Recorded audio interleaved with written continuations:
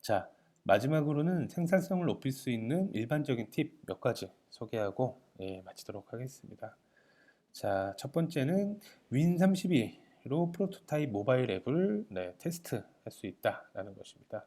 자, 파이어몽키 이야기인데요. 파이어몽키는 뭐 윈32, 64, iOS, 안드로이드, 맥, 다양한 플랫폼을 제공을 하고 있습니다.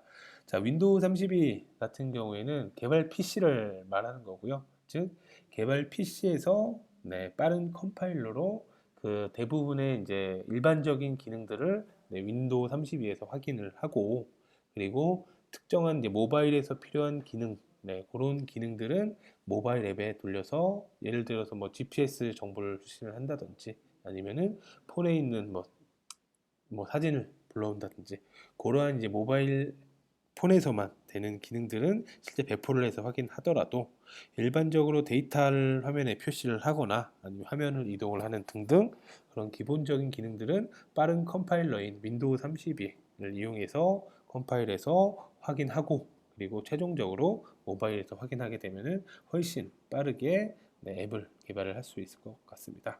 자, 그리고 모바일 스타일을 좀 그 윈도우 32에서도 적용을 하고 싶다라고 하면은 그 프로젝트 소스 코드에 fmx.mobile 프리뷰라는 유닛을 추가를 하면은 화면에 모바일과 같은 스타일로 그 화면이 실행을 하게 되니까 이 부분도 참고하시길 바라고요.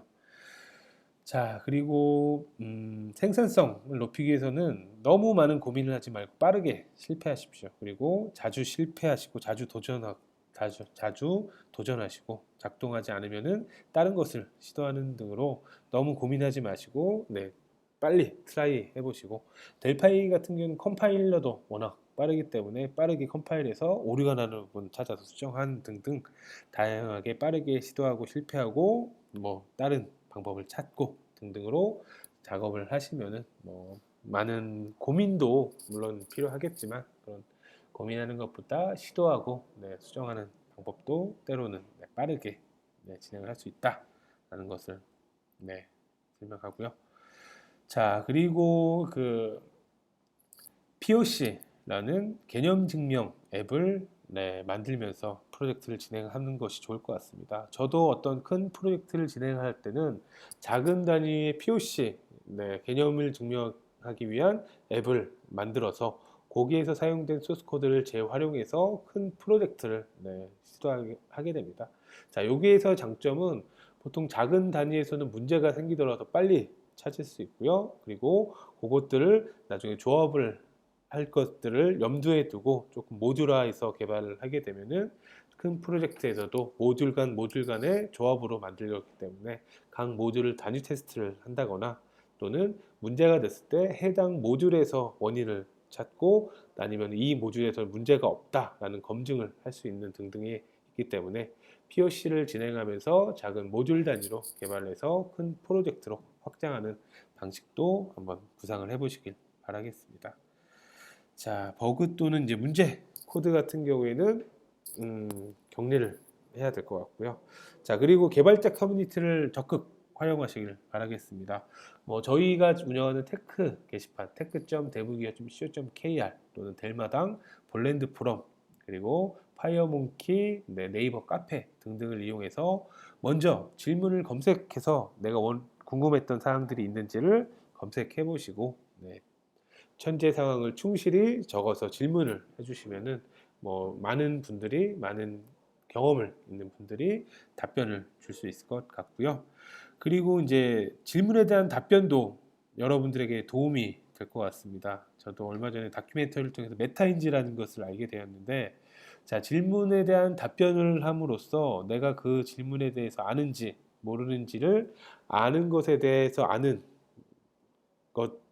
것이라는 메타인지인데, 내가 어떤 것을 알고 어떤 것을 모르는지를 파악을 할 수 있기 때문에 좀 더 내가 아는 범위를 확장을 할 수 있더라고요. 그래서 질문을 보더라도 내가 아는 내용이라면 그대로 지나치지 말고 그 질문에 대해서 답변을 하다 보면은 내가 알고 있는 것 같았지만 사실 정확히 알고 있지 않은 경우가 있습니다. 그럴 때 그 기술에 대한 발전이 있을 것으로 생각을 하고요. 자, 그리고 또 한 가지 팁. 요거 같은 경우에는 보통 이제 하드 디스크로 그 소스 코드가 구현되어 있는 경우에는 램 디스크로 설정을 하게 되면은 컴파일 속도가 좀 향상되더라고요. 그래서 램 디스크라고 하면은 메모리 기반의 디스크 드라이브를 구현하는 건데 메모리의 일부 영역을 디스크로 구현해 놓고 그쪽에 이제 컴파일된 아웃풋 파일을 생성을 하게 되면은 컴파일 속도를 뭐 어느 정도인지 모르겠지만 좀 더 향상을 할 수도 있습니다. 뭐 원래는 SSD를 장착하면은 좀 더 좋겠죠. 뭐 SSD를 사용하시는 분들도 있겠지만 뭐 장비에 조금 투자를 하시면은 컴파일 속도를 조금 향상시킬 수 있을 것 같습니다. 자, 아래에 보이시는 것과 같이 유닛 아웃풋 디렉토리를 램 드라이브로 설정을 하시고 이 IM 디스크 툴킷 같은 경우에는 무료로 사용할 수 있는 램 디스크니까 참고하시길 바라겠습니다. 자, 그리고 게딧 패키지 매니저를 통해서 다양한 공통 라이브러리나 컴포넌트, 패키지 등을 빠르고 쉽게 설치하거나 제거할 수 있습니다. 이 게딧 패키지 매니저에는 다양한